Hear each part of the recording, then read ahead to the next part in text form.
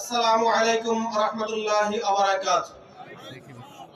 ইসলামী আন্দোলন বাংলাদেশ পটুয়াখালী 1 সংসদীয় আসনের উদ্যোগে আয়োজিত আজকে এই গণসমাবেশের সংগ্রামী সভাপতি জনাব আলহাজ মুফতি হাবিবুর রহমান সাহেব আজকে আমাদের মাঝে গুরুত্বপূর্ণ ভাষণ রাখবেন।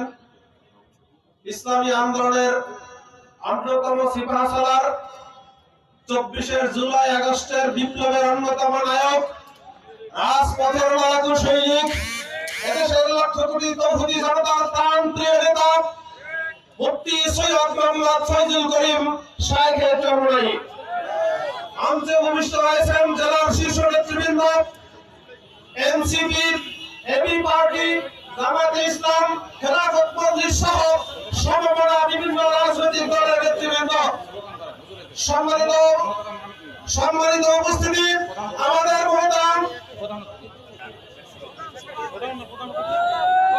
আমাদের সম্মানিত কান্ডারি মুফতি হাবিবুর রহমানের নেতৃত্বে একটি বিশাল সুনামী ইতিমধ্যে আমাদের মাঝে উপস্থিত হচ্ছে।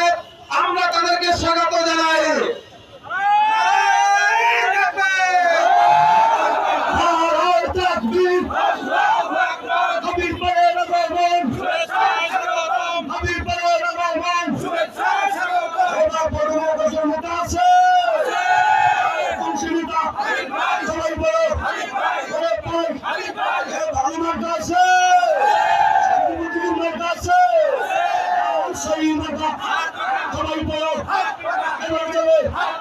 ইনশাআল্লাহ হাবিব ভাইয়ের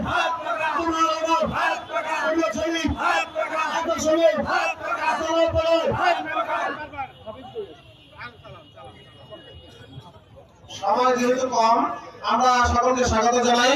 আমাদের মহতরাম প্রার্থী মুফতি হাবিবুর রহমান সাহেব ইতিমধ্যে আমাদের মঞ্চে আগমন করবেন। এর কিছুক্ষণ পরে আসরের নামাজ আমরা পড়ব, এরপরে আমাদের প্রধান অতিথি আসবেন। আমরা সম্মানিত সকলকে বসার অনুরোধ করছি। সংগ্রামী উপস্থিতি, আজকে এখানে যাকে ঘিরে আয়োজন, মুফতি হাবিবুর রহমান হাওলাদার সাহেব, আপনারা আমার সাংগঠনিক পরিচয় জানেন। দীর্ঘ 10-11টি বছর আমরা ইসলামী আন্দোলন পটুয়াখালী জেলা শাখার নেতৃত্বে ছিলাম। তিনি সভাপতি ছিলেন, আমি সেক্রেটারি ছিলাম। এখন আমরা দুইজনেই জেলা অঙ্গ দায়িত্বে আছি। তবে এই পটুয়াখালী 1 আসনের জন্য মহতরাম আমির আমাদের প্রাণপ্রিয় নেতা হযরত পীর সাহেব চরমনাই এখানে তাকে প্রার্থী হিসেবে পাঠিয়েছেন। আপনারা খুশি না বাজার? কারা খুশি? একটু নারায়ে তাকবীর বলেন। আলহামদুলিল্লাহ, আমাদের অনেকগুলো পরীক্ষার সম্মুখীন হতে হবে। আমরা মনে করি